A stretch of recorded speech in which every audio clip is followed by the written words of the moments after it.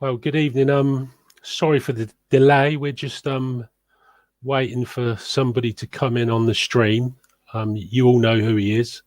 He's been out a busy day, I think, today, out with his son Liam. So hopefully, within the next couple of minutes or so,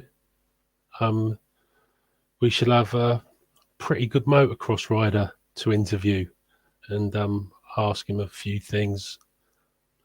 How things are going, etc., etc.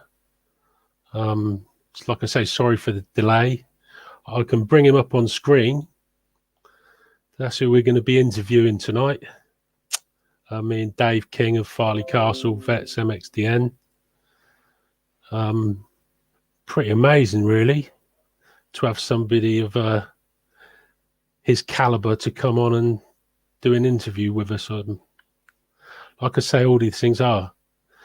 I think he's here. So without further ado, I suppose we better crack on. Evening, Dave. All right, Adam. Have you?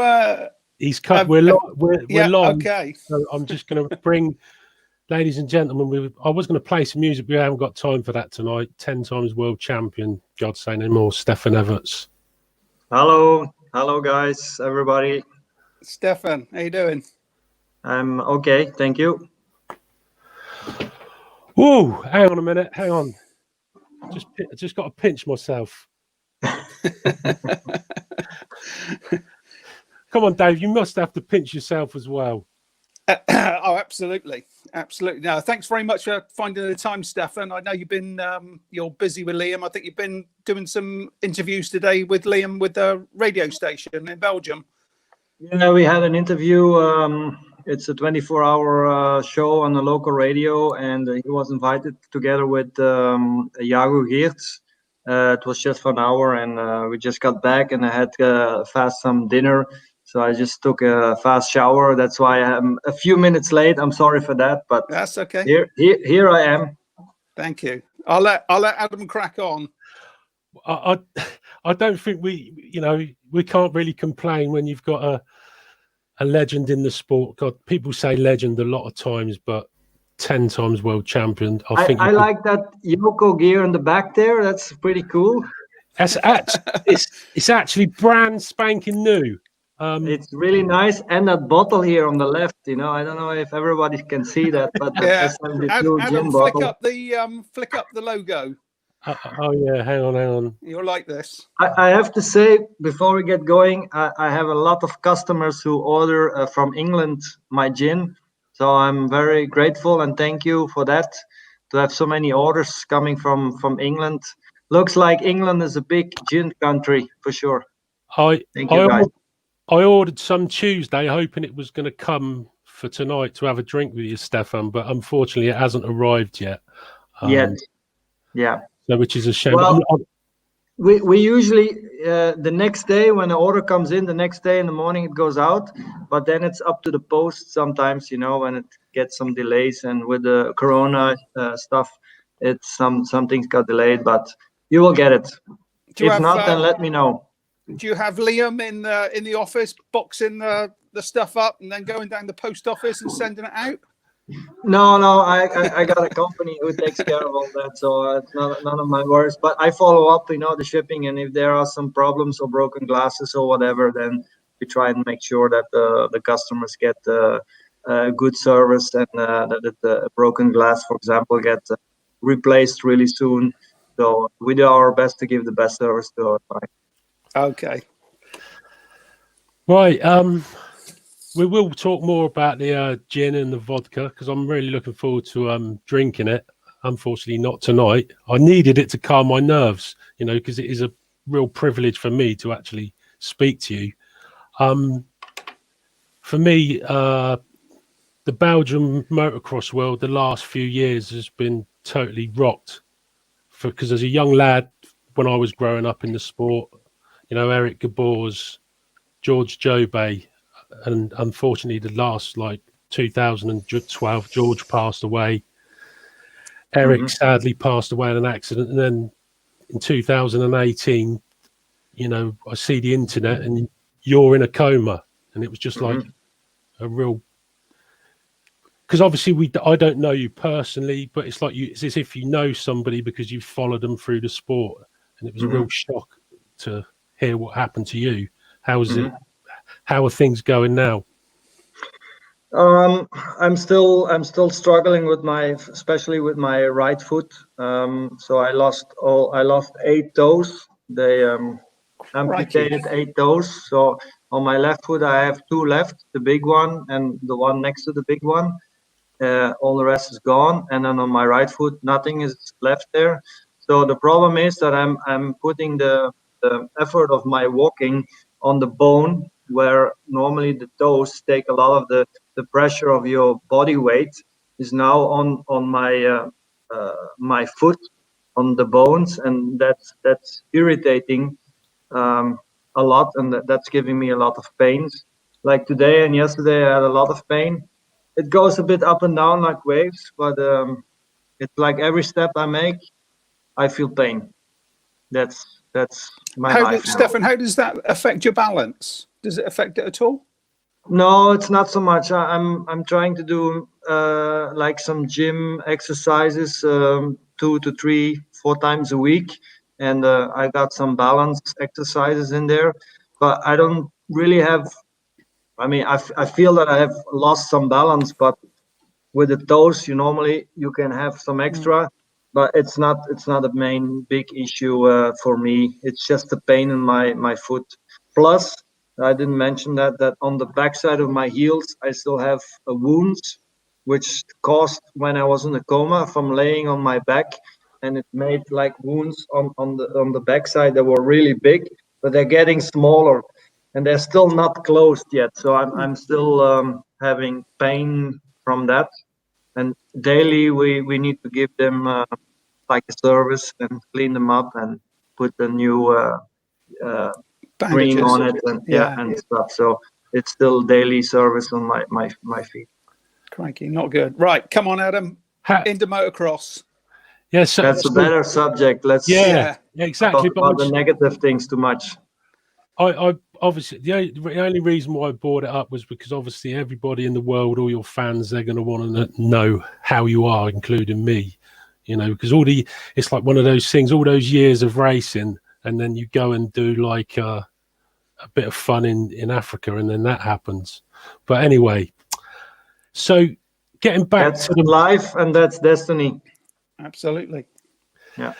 So getting back to the motocross days, you obviously used to go with your dad to the meetings, but you didn't. Your first race was what, when you was 15 years old? I did a couple of races when I was a bit younger on the 80. It was not 85 back then. It was 80 cc. When I was my first race, I was nearly 11, just still 10. It was in October, and it was an Overpelt. In Overpelt, there used to be a practice track and a race track. It's disappeared now. The industry took the track away, and then I did a couple of races back then when my father was mainly injured. In those years, he had time to go with me racing, and then when I was 11, 12, and then I stopped for a while until I was 15, and then I said, "Hey, Dad, I want to go racing now. What's the deal now?" And just when that was happening, the Belgian Federation was introducing a new class. It was called Belofte, and it was for 15 and 16 years old kids to start racing. And the future stars, the Belofte means a bit of the future stars. And that's where I made my entry in 1988, I think January, somewhere in Hechtel. And Hechtel is one of the deepest sand tracks, like Balen, Keiheuvel is one of the deepest sand tracks you can imagine of. And the start there was not the best thing for me. So that's how it all goes. That was on a Suzuki?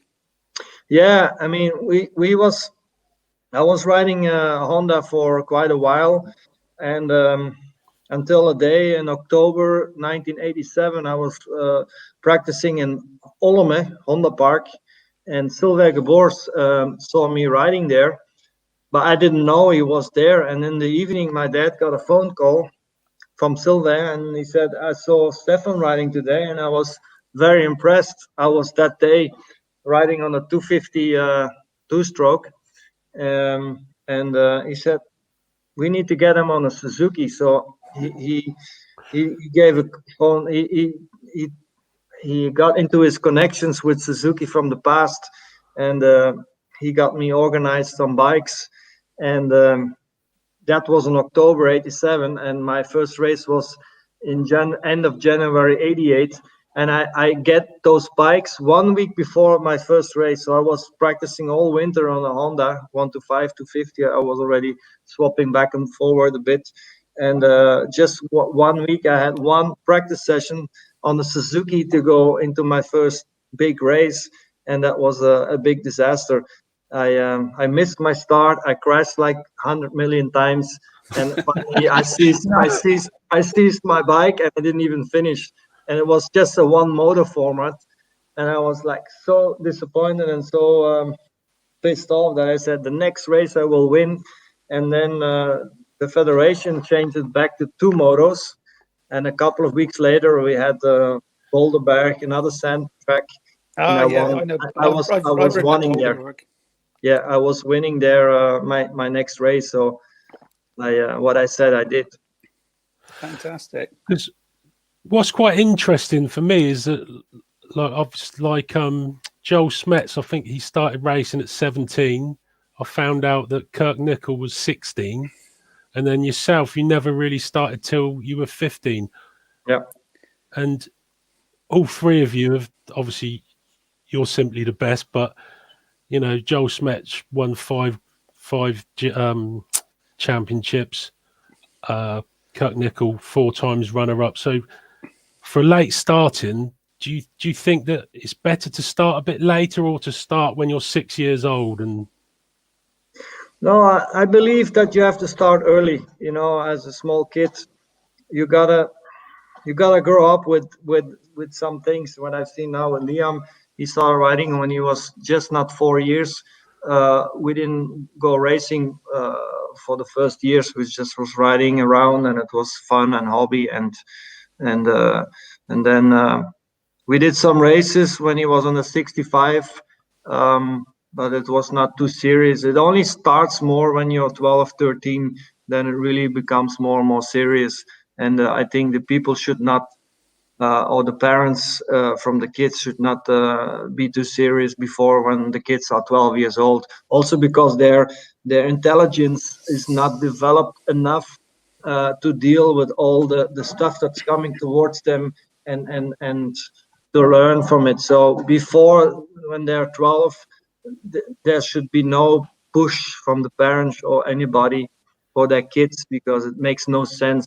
The brain is not ready yet to take a lot of the information, even when they're 12. You know, I saw that with Liam. It's still early, and some kids, they are developing faster than others, and that you gotta feel as a parent. My kid is developing faster than other kids on that age. With Liam, I haven't been pushing it till now. I haven't been pushing it too much because it's not time yet. I don't want him to get injured. That we need to be careful of when they get a big injury when they are still young, very young, like 12, 13, 14 years old, 15, like he's still now. I don't want to see him crashing and break a leg or something serious. You know, it's not good. It's not good. Absolutely. So just quickly, while you're talking about Liam, I read today that the World Youth Series has been cancelled. Does that mean Liam is the champion? No, it's the World Juniors is cancelled. It's not the European Championship. So apologies. Yeah, we hope that the European 125 Championship will still have some races September, October, November. We hope. We don't know yet.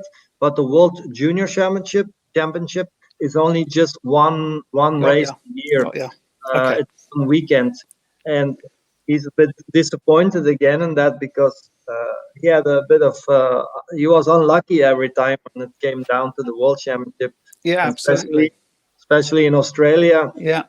When he had a really good first moto and then the second moto he DNF with the bike failure. And last year in Arco in Italy, he was just not ready for it. To compete up front. And this year, what we saw in Metally Basin, he's really ready to rock in the 1 to 5 class. And this will be his last chance because next year we'll move on to the 250. Absolutely. What do you do different to what your dad done with you? I think a lot of communication. Also, the generation has changed a lot. Our kids are much more smarter than when I was a kid and dealing with my dad. My dad is coming from an area which is from the 60s and the 70s. He grew up in a completely different time than Liam is doing and how I was doing. So everything has changed. But from the communication side, how we communicate with each other, this was an issue I had a problem with my dad when I was young, because that's why we got in a lot of fights, the way he came to me and how he told it. That I don't want to have with Liam. So we've been going to a sports psychologist since last year, and this is helping us. Also, Liam is his common sense is quite good. That he knows that what I'm telling him is not just a fairy tale or something. When I tell him something, it's rock on. It's not. Yeah. I'm not He going to tell him needs to 100 listen. million things, but I prefer to tell him only one thing, but a good thing, instead of 50 things. Yeah, because obviously, looking back to what your dad did, like the 1975 World Championship on a putsch. A putsch. Whatever. And it's a bit like yourself. You've he obviously done it on a bit of machinery that most probably nobody's ever heard of, and a bit like yourself, you've done it on every bit of Japanese machinery there is. What was it? Suzuki first, Kawasaki, Honda, then Yamaha. You're the sort of, what would I say, the Michael Schumacher. Give him any bit of equipment and he's still going to win. That's right in one way, but not right in the other way, because that's what I thought at one point when I went to Husky. I said I can win on every bike, but not on a Husky. No, it was impossible. You've come in a bit early now. Now you've mentioned it. I want to talk about that. What was the thought process there? But the Husky from today is different from the Husky totally from different. back Yeah, then. completely different. I mean, anybody who doesn't know, Husky back then was nothing to do with KTM. They were a brand on their own. They were an Italian-based brand by that stage. Yeah. But you'd ridden works Hondas, works Suzukis, works Kawasaki's. You'd ridden the best bikes on the planet, and then you go to Husky, and I'm sure lots of other people like me thought, "What on earth's going on?" Well, when Dave Grant called me up and he said, "What do you think about Husky?" I said, "No way." That's the first thing I told him on the phone when he came up with the Husky deal. Yeah, but give it a chance and this, that. And you know what? I remembered when my dad went to Husky and he got a big injury and it didn't work out with the Husky. And the career for my dad and myself is going really much parallel from each other. If you look at it, he got world champion in 75. It took him 3 years to get his second title. Then he won 3 in a row. I did exactly the same. I did 91, just 10 years after his last one in 81 on a Suzuki. And then I had 3 difficult years, and then I did 3 in a row. The exact same thing like my dad. What he did, he went to Husky, and I went to Husky. And when Dave Grant called me and he said, "Let's go race Husky," because it was a multi-million deal with all the sponsors we had. So he was just seeing the dollar signs in his eyes, and I said no way, because I saw my dad ending his career on that Husky, and that was the first thing that went through my mind. I'm gonna end my career here, and this is what happened. For 2 years. I crashed in Beaucaire and broke my arm, but I also did my knee. Nobody knew that I also damaged my knee. I didn't want to talk about it at that time because I thought I could come back really early and blah blah blah, and it was all a big disaster. But then we came to the point that everything fell apart. The Husky situation, the Dave Grant situation, the Everts team situation, everything was falling apart. And the only thing I said to me, it's not possible that my career is finished here. Same like my dad. I still believe in myself that I can come back. If I put the things right, put it back in place where I need to have it, I can perform and I can be a champion again. I never lost that trust in myself. So this was the key point to everything. Then it was a matter of solving all the bullshit that Dave Grant left behind, because he left such a spider net behind that I have to solve. But I was dealing for a new team. I was dealing with my injuries. I was dealing with my future. I was dealing with so many things at the same point. And lucky enough, I had Kelly, my wife now. She was the key point from that side to start solving the problems step by step, and then I could focus on myself, especially on my body, because my body had to recover, had to come strong again, and I had Rinaldi. I'm grateful for Michele. He gave me that chance back then to come back, and we got it all back together right in time. And the first GP in Spain 2001, I was back. Absolutely. Right. Sorry, you can rewind now, Adam. Yeah. Go back in time. What is interesting that Mikel Rinaldi, he was one of your dad's competitors, and then you have your most successful time, with one of your dad's competitors. Was it because he knew the sport, or he knew you, or he had all the key ingredients? Well, I mean, Michele was a one-time world champion, and it's funny when I had a lot of talks with Michele, and we had a lot of discussions also. And he always said to me, Stefan, I feel so small against you. I only win one title, you have won so many titles. So, but I mean, that doesn't matter. I mean, Michele for me was a bigger champion in running his team than he was on the motorcycle. He was so unlucky. He had Everts against him, my father, because he was fighting against Harry Everts at that time, and he beat him a lot. But he was a great champion as a team manager, and he still believed in Stefan Everts at his lowest point in his career. He still believed in me, and that was something what was of course very important for me to work hard and come back. I told him, I said, listen, if I get everything right, I can be back.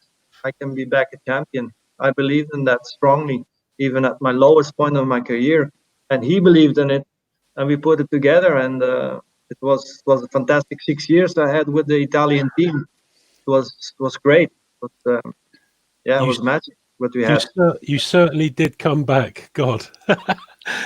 Yeah, I did, and I didn't expect it, because after a couple of years, I mean, I lost from Tortelli in '98. Then I had the injury in Beaucaire with my knee. Then the big swap to Husky, another big injury. Then the whole grand bullshit, I came from far, from very, very deep. And then come back to the first GP in 2001 in Belpuig, Spain, and then just rock on and win. Is like, I never expected that. But how do you have two bad seasons like that, and then you must have had so much self-belief to come back for that first GP and to win it that you must have felt. No, fantastic. I didn't have the belief. I didn't have it because I didn't have any confirmation anymore since a couple of years. So for me, going to Spain was like, okay, we've done all the homework we could have done. I have a great team. I got a much better bike than I had, in the previous year. I brought back my dad. I brought back Willy Linde as my trainer. I had my people around me from the past, and that was also a key point, And I didn't expect that I could win from Joel Smets because he was at the top of his game at that point. He was the reigning champion of 2000, so he was at that start gate in Spain with full confidence, and I wasn't.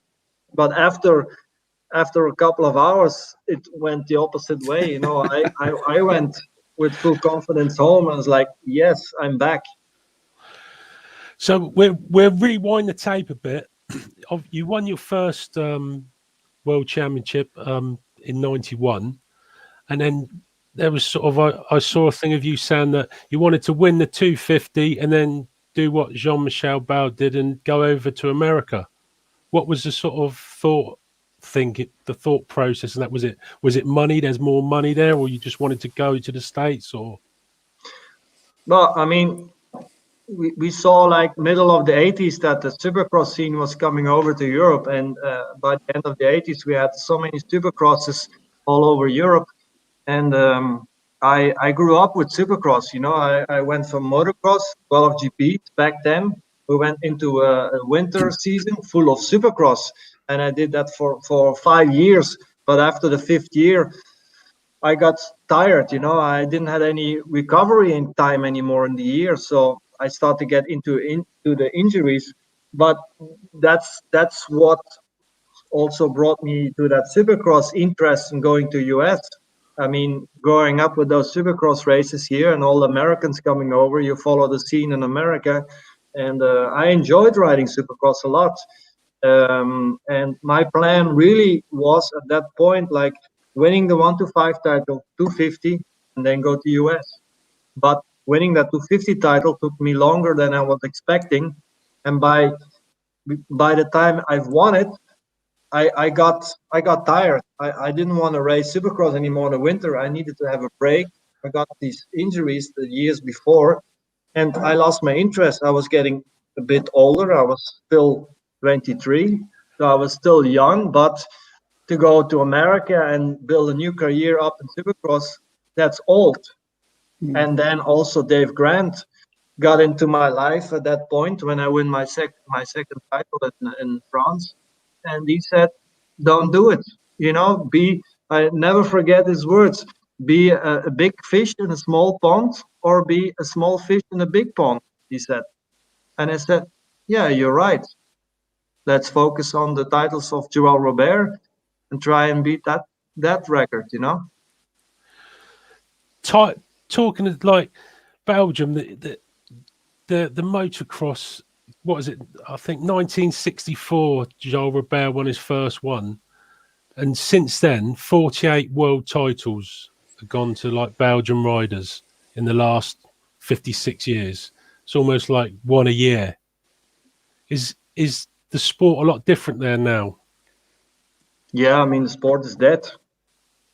It's completely dead. Yeah, the tracks have just disappeared. I mean, we are not allowed to do any organizations anymore on the traditional tracks, the classic tracks that we had in the past. That's one thing. I mean, a lot of the permanent tracks, they went down, they went closed. I mean, all the clubs went down because they are not allowed to organize anymore. And we could already see that if I look back now in some decades, we could already see that end of the 80s that it was starting slowly. They're coming, they're coming and they're coming here, coming there. Then 90s start to come more. And then we go into the nillies and it comes even more. Then we have Marnik Berwitz, Joel Smets, Stefan Everts falling away because we had so much media at that point. We had a lot of TV coverage. So a lot of it, what was still existing back then, we could keep alive because of the media attention and blah, blah, blah, the races. But then when these stars fall away, within 5 years, It just dropped like you see the ocean where it goes really down for 5 kilometers. It goes straight down. That's how it happened in Belgium with the mix. Just went down, and in a couple of years of time, we don't have any races anymore. It's done. Yeah, Finished. and the amount of tracks, the practice track, and the tracks that you mentioned at the start of the interview, they were all classic venues, and I presume they're not used anymore because we just don't hear about them anymore.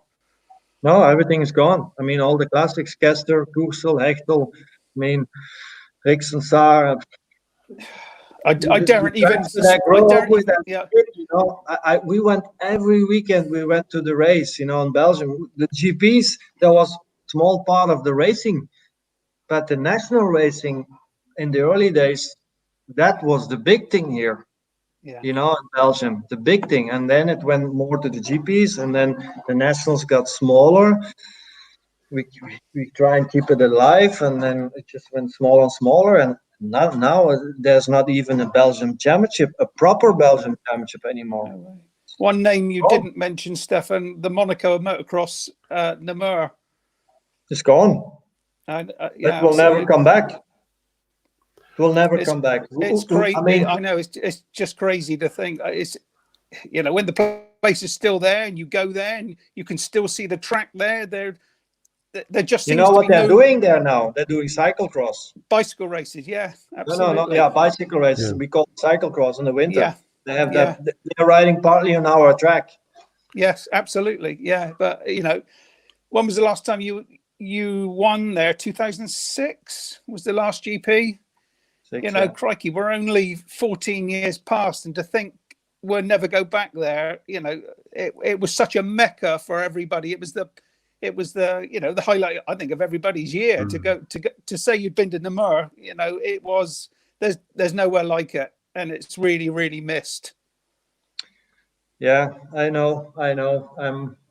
I try not to think about it too much. It breaks my heart, and I'm also every time complaining about all these things. Every time I got something in the media going, then I'm always there and just complaining that I feel how you say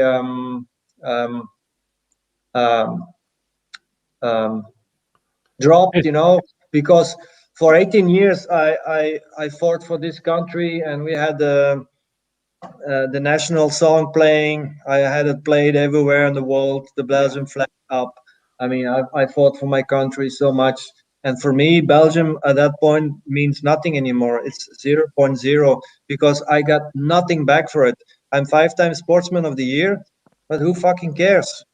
I'm just an MX rider. If I would be a soccer player or a cyclist, then people would care more, but I'm just only a motocross rider. And I mean, I just have one less than Eddie Merckx. Eddie Merckx was 6-time Sportsman of the Year. I'm the second best Sportsman of the Year from all sports, not just from motocross. And the respect is just not there for our sport. That's just missing.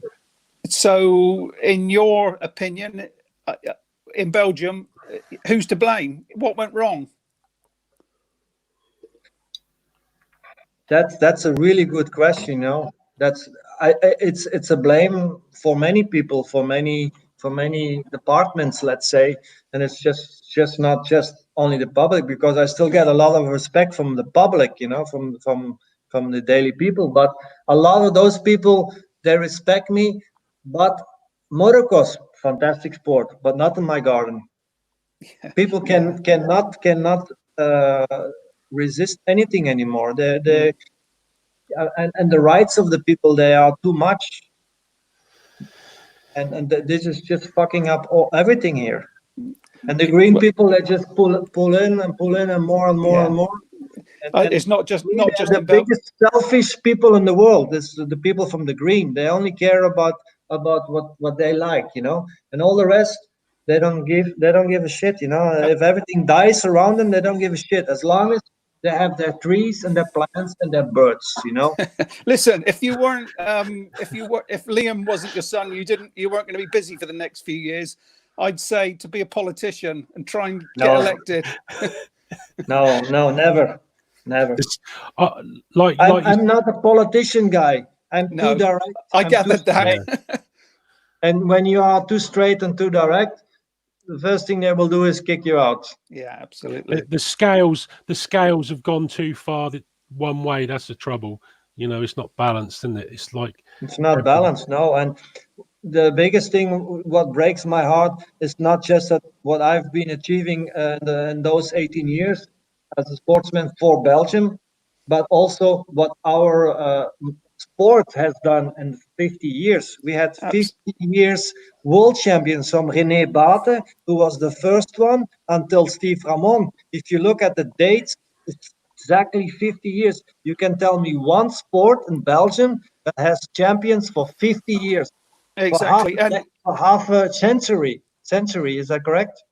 Yeah, absolutely. And guys like myself and Adam and most of our mates, unless those Grand Prix were in Belgium, we'd have no interest. We wouldn't know where Belgium was. Probably it's only because of we're into motocross that Belgium is well and truly on the map.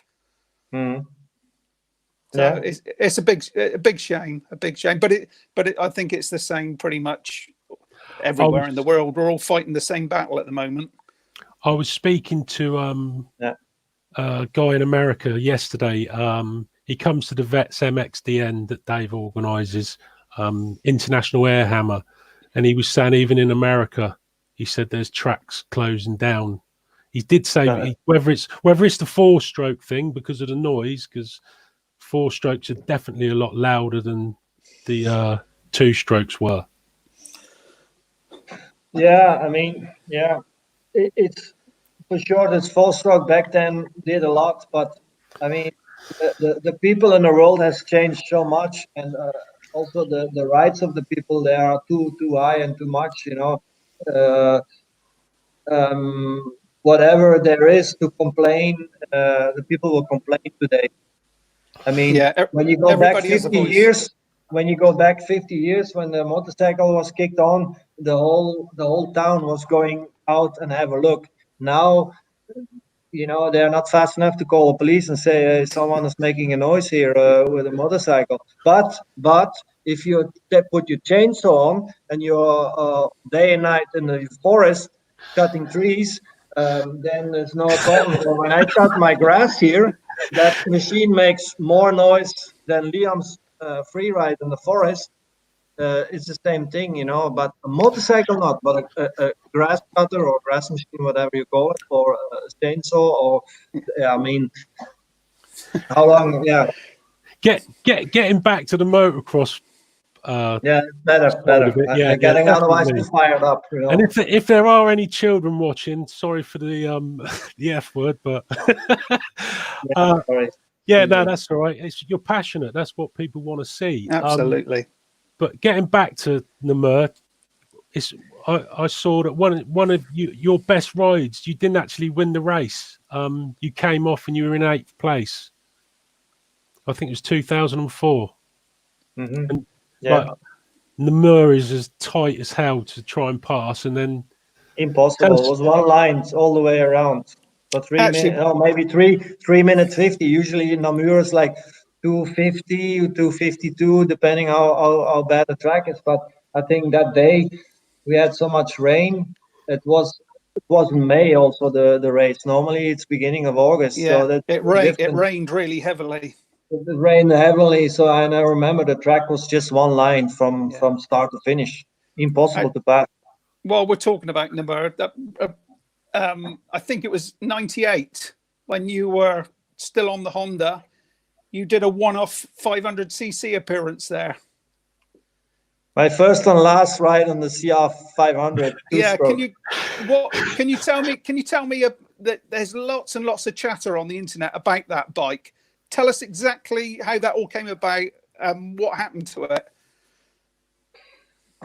Well, I mean, that was a credit to Dave. Dave, he called up to the States and he said, listen, we want to race Namur on the CR 500. And it was Cliff White who built that bike in the States in a 250 chassis with a CR 500 engine. So it got shipped over. It was also a bit of the sponsor, L&M, Philip Morris, the cigarette sponsor that we had, who was sponsoring also the GP. And so it was, for many parties, it was a really interesting thing for me to do, especially for myself, because I never raced Namur before that day. And so Cliff got a bike ready, he shipped it over, and I had just one test run with it on the Wednesday before Namur, because it just arrived. And it was a stock bike built in a 250 chassis, and I had one pipe to test. It was a stock pipe or a special pipe. I don't know who made it. And we did a test run in Motoland in Tiltwingen. I don't know if you remember that. That was that track next to the freeway when you go up to Leuven, from Kassel to Leuven. And I did a couple of runs with it, and we changed the pipe, and I said, stock pipe, more than enough. No way. It was such a powerful bike, the stock bike, and I said, I don't need more power. I like to have a smooth bike, soft bike. So no special pipe, stock, and let's go. And that's how I rode the GP. And Namur was for me brutal.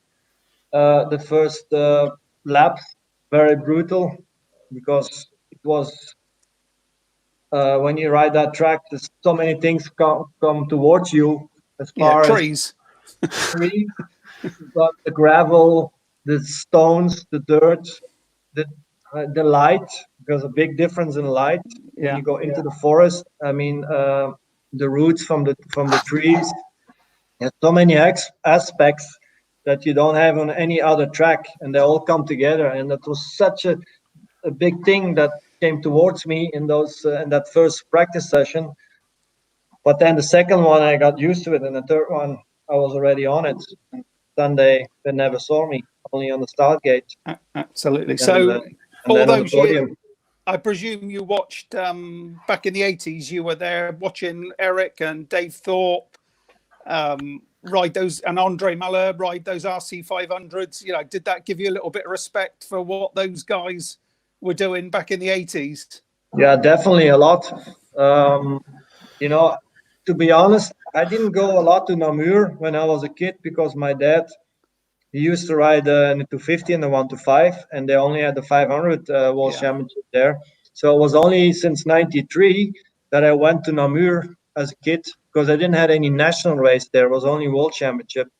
So it was my first time when my dad moved up to the 500 class with the Suzuki 500 water cooled. That I went to Namur, and then we had that charity race some years after. Yes. With the old timer. 2004, I think that was. No, I think 1990. 89. Sorry, it was 89. Yeah, yes, I was there. 89. Yes. Your dad finished. No, your dad won. I think, did he, or finish second? Yeah, he won from the Costa. He won. Yeah, I remember. Yeah, I remember sharing a beer with him on the Sunday night. That was an epic weekend. I didn't go a lot to Namur, but the times that I went there, it impressed me a lot.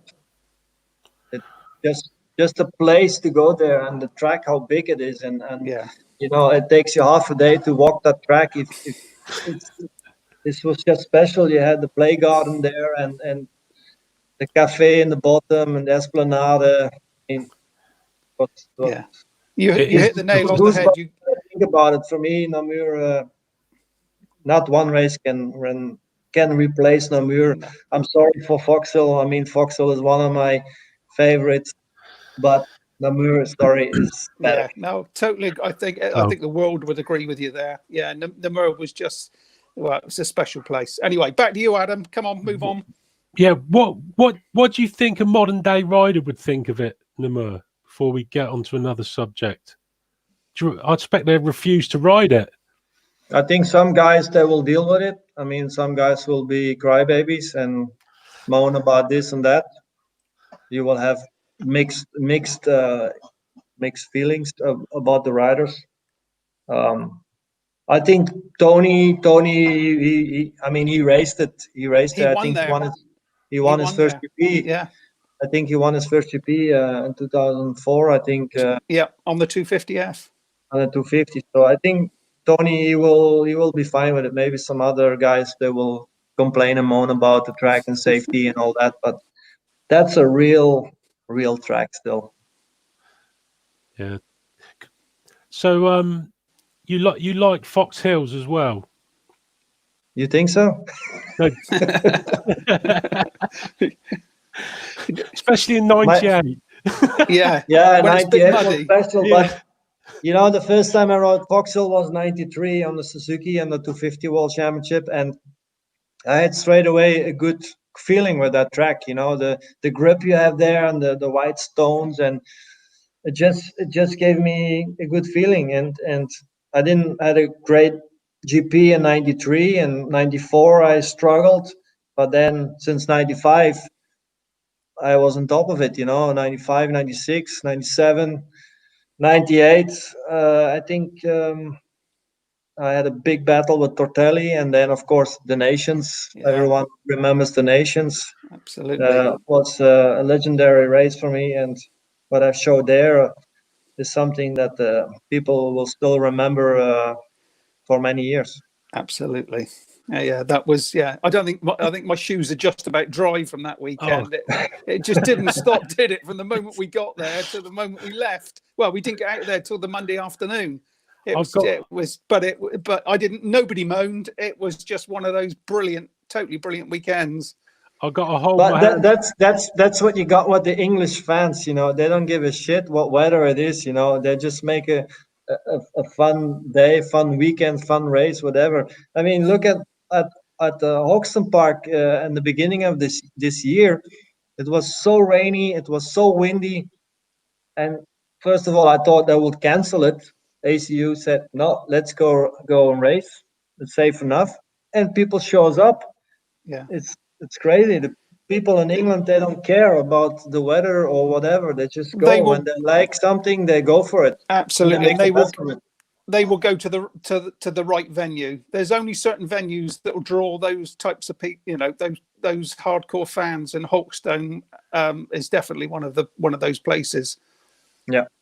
I've just got, Definitely. excuse me, gentlemen, this is very unprofessional, but I've got to pull my blind up because usually the sun's shining in through my window in front of me. So there's a blind down, but I can't see anything. It's dark, believe it or not. Actually, while you're doing that, Stefan, I'd like to ask you about your involvement with Yoko.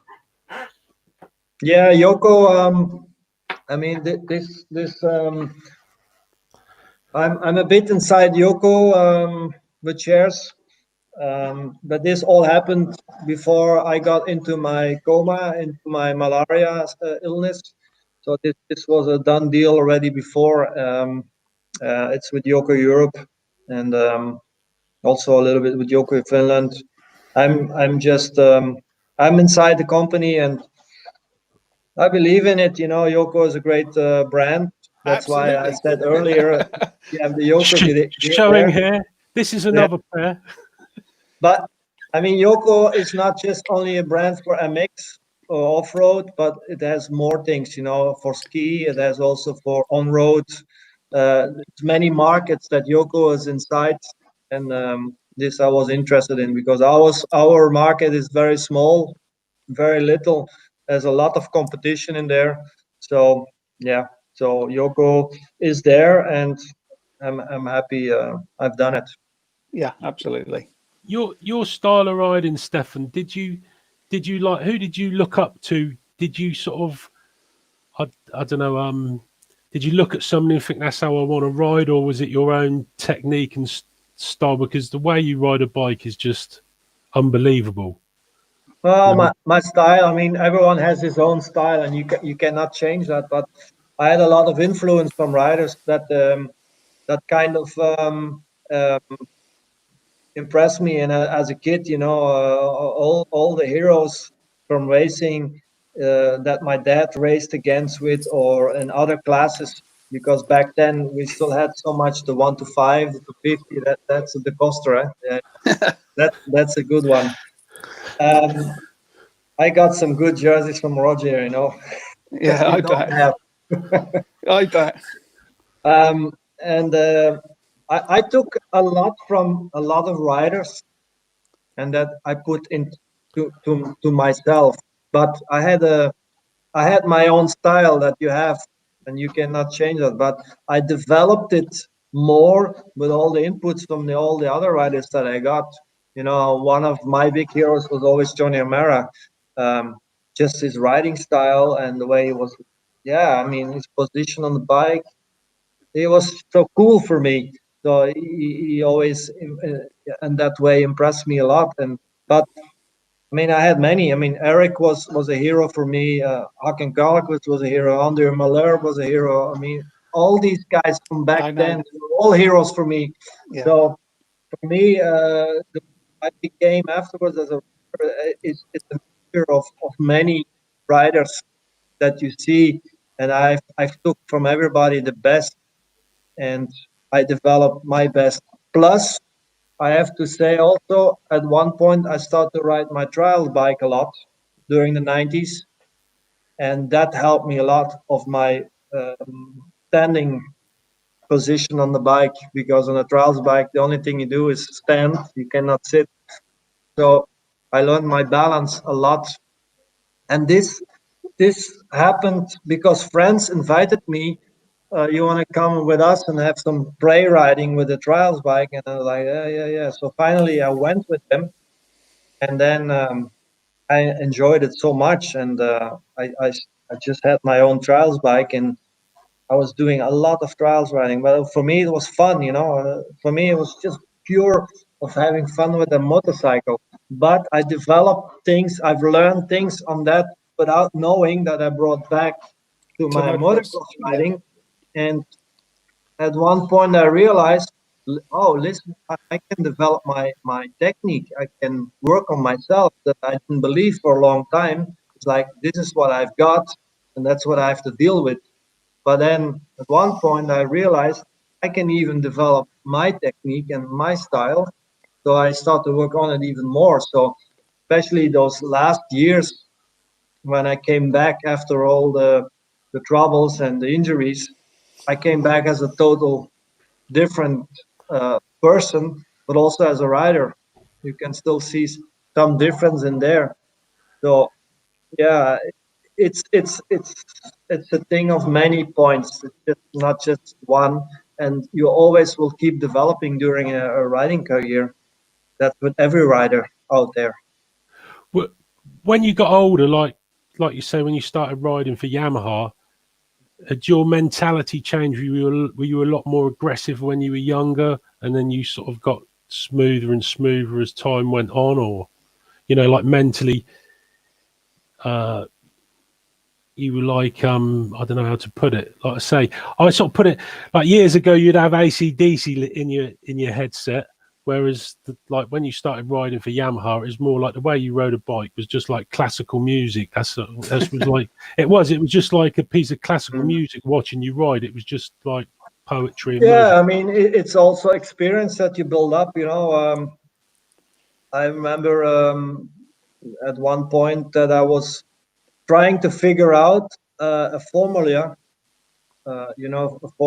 formula, how to become a champion, and that's the system, and I can copy it and just keep doing it. But I never find out that formula how it is.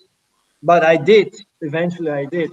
But I didn't thought it would be like I was thinking before how it should be, how I wanted to develop that formula. It wasn't like that, but it was differently. And it's first of all, you have to build up your experience. If you don't have the experience, you always come in new situations, and you have to make from each situation, you have to take from your experience the right decision. Can you follow? Yeah, absolutely. Yeah, Yeah, no, it totally makes sense. I want to bring us And back slightly to back in the distant few. 2 or 3 years ago, you took on the Suzuki team from Sylvain, yeah, the works team. You ran it for 12 2 years. months, 2 2 years. years, and then Suzuki pulled the plug. How that must have been another difficult, another stage in the Stefan Everts, not in your racing career, but in your motocross career. That must have been a tough one, a bitter pill. You put a lot of money, I believe, into that. and then for Suzuki just to stop like that, that must have been very hard for you. Yeah, it was. It was. I mean, if you look at the whole last 5 years, I mean, KTM went really nice. The step to KTM and development, and then we were creating our team, and we got the champions, we got the good names, the young future stars. We get in there, everything started to roll, and then at one point, um, I didn't felt welcome anymore in the team. Like some people, yeah, didn't respect me for what I did, what I was doing. Of course, with the influence of some rider. I mean, you know which rider it is. I Don't think have we to. do. Yeah, I think we I'm do. not going to mention the name, whatever. And I didn't felt anymore in that right position. So I said, listen, I'm going to stop this. And I did the junior team for 1 year with Prado, Muse, and Netsky. And worked with Paul Jonas, which was a quite successful year for me. I mean, Prado wins the European with quite nice podiums, a lot of wins. Pauls, who nearly won the title in his first year factory riders. Absolutely. But for me, then it was done. The thing was done, and my relationship with Sylvain Geboers was at that point good, and yeah, I wasn't happy with KTM anymore. So we said, okay, Sylvain was looking for a new guy to run the team, and I saw myself doing it. So that's how it all came together. Because if my situation with KTM would have been good, I would have never left there. That was clear. And then we went into the Suzuki story adventure, which I was full on. For me, I saw the big picture in front of me, how I had it sorted out for the next years. But yeah, after 2 years, they pulled the plug. So it was a very big disappointment for us, also for Kelly, my wife, because we put in so many hours, so many hard work, and we went on it full with all our effort. We went into it. We put the skids on the side. I mean, Liam was on the side row, and yeah, it's so many things happened behind the scene that I cannot talk about. Of course, there was a big influence from Eric still behind that people don't know. Sylvain with Suzuki, and I just wanted to run the team how I wanted to run it, and not on the way that Sylvain was running it. And I think that was not the way that Suzuki was wanting me to run it. And I had one goal for me, that was to win, to become the best in the paddock, to win on the track. And if you want to do that, you have to go in full gas. We are racing here, and Absolutely. you have to be ready to take some risks. And that's how they never been working. It's a completely different way of working. And how Suzuki been working in the past, for me, it was not a way to go and win. You can never win against KTM. And if you see Honda now, how they're coming back, I think Honda has a really good, strong setup now at this moment. For me, what I've seen so far is like, wow, Honda is back like they were in the 80s. Absolutely. Yeah, dominant. Yeah. I mean, the past years was not good, but what they bring now this year is looking damn good. And if you want to run a team with a brand, then you have to go in full. And I had a full racing spirit in there, but other people, they were on a different level, and that didn't match. And at the end, they decided to pull back, and that's it. If a manufacturer came to you next week and said, Stefan, we want you to run our factory effort for us, no, you've already answered that. Yeah, no, finished. Okay. I'm over this. I got so many knives on my back with this whole Suzuki deal. I had to fire all the people, and I got a lot of knives on my back, and it's not worth it. No, absolutely. I'm just working for one rider, and that's for my son Liam. Yeah, absolutely. And I will get respect from that. Well, that's the thing. You've got nothing to prove, have you? What have you got to prove? Nothing. It's like your record. I would, almost we're all going to be dead at some time, but I'll be very surprised if your record ever gets beaten. One, because of how many times you've won. 101 Grand Prix. And don't forget, Adam, it was on radically different bikes. Yeah. Different. The whole Grand Prix scene is very different now. I'm not going to say it's easier, but I think it was harder back in the 90s and the early 2000s. Yeah. I mean, now I raced 12 GPs and then later on it was 15 GPs or 16, but now they race 20 GPs, so that's already a big difference.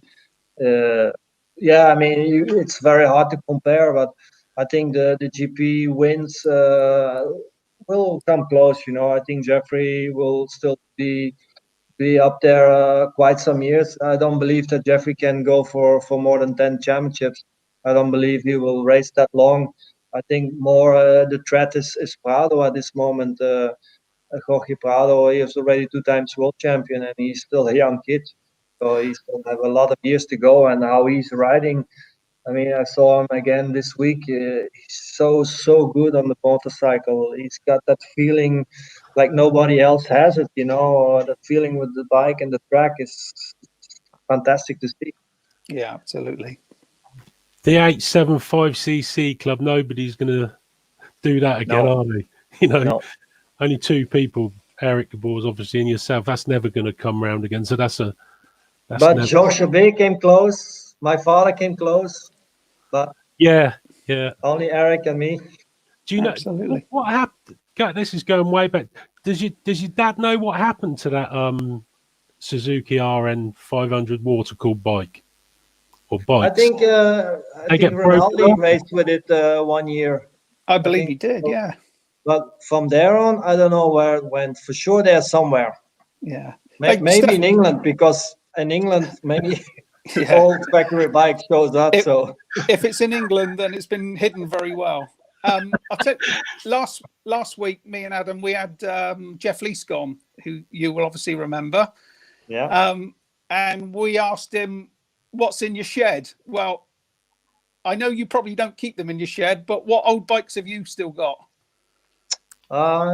My 91 Suzuki 125, my 95 250 Kawasaki, 96 Honda 250 2-stroke, and then I got the 97, the first aluminium 250 Honda, and then we jumped to 2001, the Yamaha 500 prototype. 2002 was still prototype aluminium. And then 2003, then we jumped to production Yamaha. I think that was 426 or 450. Yeah. 2004, 5, and then also 6. So I got 10 championship bikes. I got a bunch of Liam's bike. I got a Puch right now. My dad brought me his 1975 Puch. Is in my home here. He wanted to have it, that I have it here. What else I've got from bikes? I got a gift from Suzuki, 2016 and 17 factory bike, as a gift. Oh wow! Yeah, I'm always surprised with how many XGP guys have got absolutely nothing from their racing days. Not even a helmet or a racing shirt. But you know who when I was a kid, we had the half cross in Antwerp, the Supercross. Yep. I don't know which year it was, but I was a small kid, and I could drive home with Eric in his Porsche, and I never forget that evening. So it was after the race, probably on a Sunday night, and I could go with him home to Balen, where he lived, and we drove with his Porsche. And I got in his home for the first time, and I saw his 1982 and 1983 125 World Championship bike standing in his living room, and I was like, "Fuck yeah!" Yes, I was so impressed. I was so impressed. I will never forget. I still have that picture in my mind where I was standing in that corner. And like, when I become world champion, I want to have my bikes. So the first contract that I've signed, I put it in there. I said, if I win, I want to have my bike as a bonus. No way. So that's how you come by the bikes. You actually Yeah. had to have that in your contract before the season started. Yeah. Fantastic. Fernando Alonso, every car he drove, that was in his contract. He got to keep the car after the year's racing. Nice. That was So smart. do those bikes Formula One ever... car brings much more money than just a small motocross bike. Yeah, you'd be surprised. You'd be surprised. So do those bikes ever come out, or are they just they're in your home and they're just for looking at now? They're just for looking at. They never Yeah. run anymore. The Suzuki never run since 1991, and it's hanging in my roof. I have 4 brands hanging in my man cave. That's the Suzuki, the Kawasaki, the 96 Honda, and the 2006 Yamaha. They're hanging in my roof here, my man cave, and all the others, they're in the basement with my trophies, where I have a big trophy site with helmets. And I think you have seen it somewhere already Yeah, on absolutely. Yeah, I Instagram. think that there's some videos online I've of it. got the Yeah, very museum in impressive. my man cave, and I got the museum in the bottom, so they're a bit separated. But now I got the Poog from 75, and I need to still get a special spot for that, because that's the beginning of the Everts legacy. So that's Absolutely. But wasn't there an uncle before your dad? yes, Jeff Davison, but he was never world champion. But Yeah, actually, Liam is a 4th generation. He's not a 3rd yeah, generation, but 4th. But we don't. He doesn't. We don't have the same name. But Jeff was the brother from my grandmother. So the mother from my father, that was the sister from Jeff Davison. And when Jeff was racing, my dad was a small boy, and he saw him riding. He was driving through town, and he went into some forest and riding, and the whole crowd went there. The whole people from the village, they went to go and see Jeff Davison when Jeff Davison was going to practice in the forest.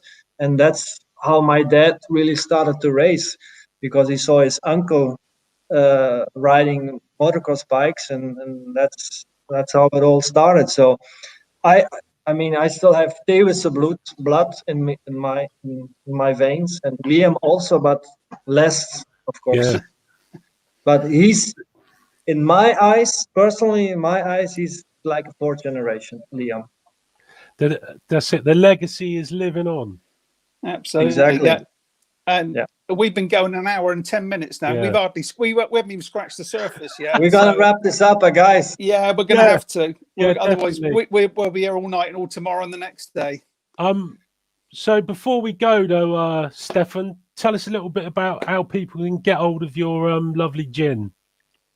Yeah, I mean, the gin story. That all started when I did a TV program broadcasting.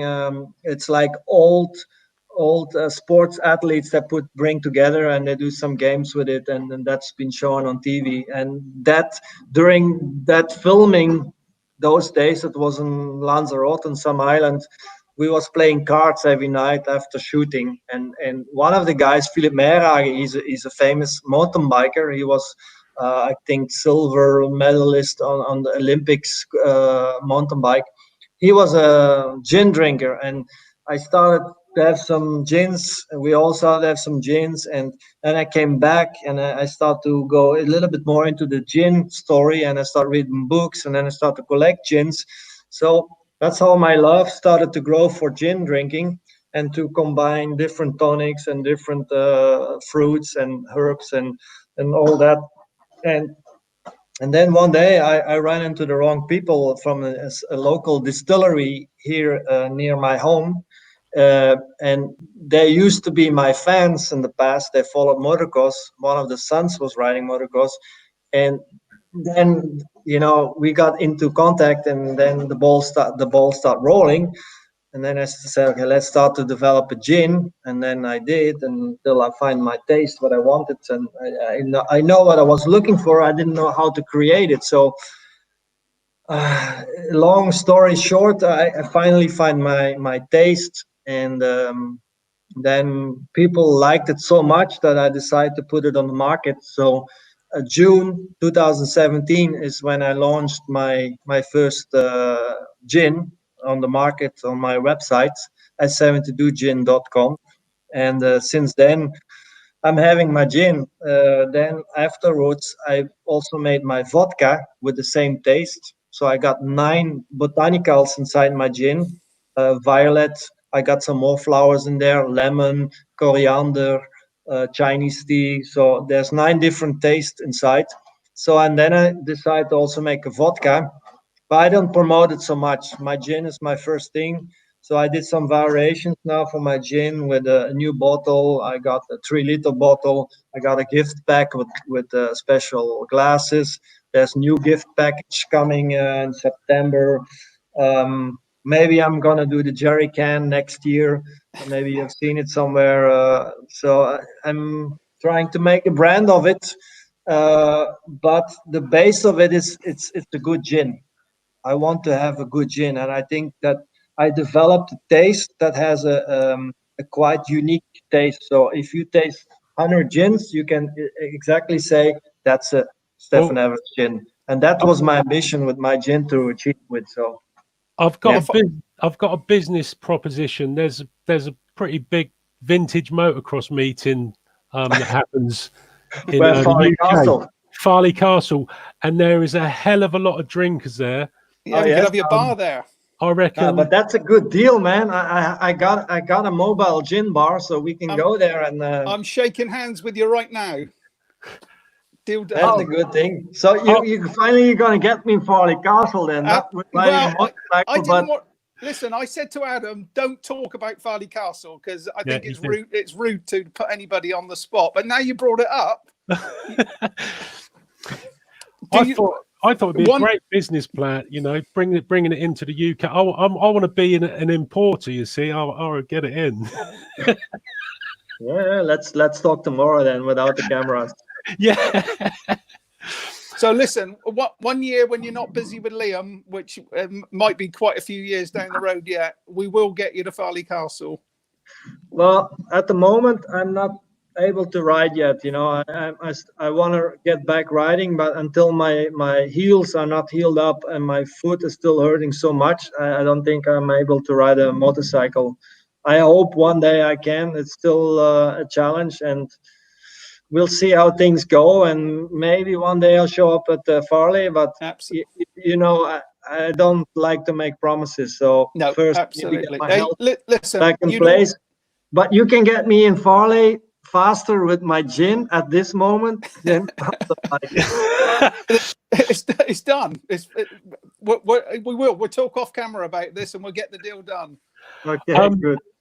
Obviously, before we go, I'd just like to thank you, Stefan, so much for letting me talk to you. It's been a real privilege to speak to a true sports legend. There's no other words. Thank you, Stefan. You know, you're welcome. And before you go, I heard this song, and I usually play songs before the. I'm still the best, huh? You know, back then in '98, when I lost my title from Tortelli, I was not the best. You know, Well, ladies and gentlemen, what can we say? God, hit record. 10 times world champion, an absolute legend, and a pop star. He plays the drums as well, and he's a pop star. Great song. It's called. I lost you. You're back. No, brilliant. Thank you. I'm just going to let this play out if people are watching. Thank you, guys. Thanks, Stefan. Cheers. Cheers, bye. guys. All the best. Good health. Thank you. Bye-bye. Well, thanks for watching this on any Sunday. I hope you enjoyed it. It was a nerve-wracking night for me. But yeah, if you want to go on to YouTube, Stefan's website, buy yourself some gin. I've ordered some. What a great guy to come on and speak to us. He is the best. People have tried to beat him, but I don't think anybody's going to pass his 10 World Championships. So anyway, be safe, everybody. Hope you enjoyed it, and see you soon.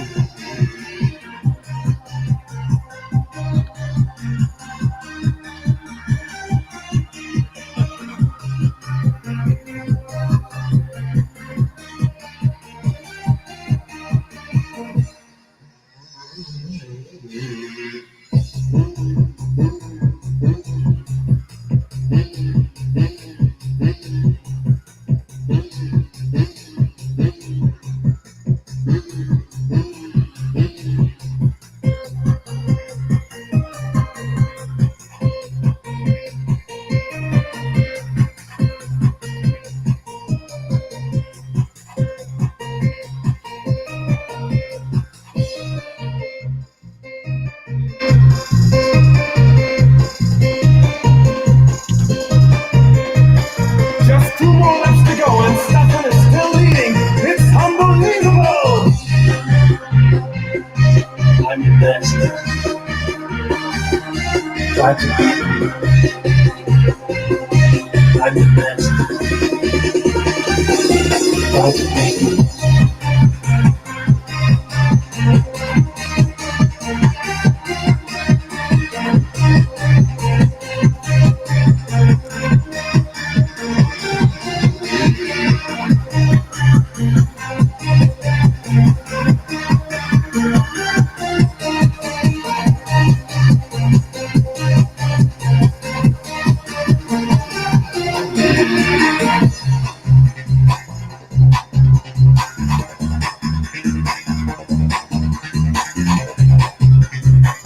He's a real champion!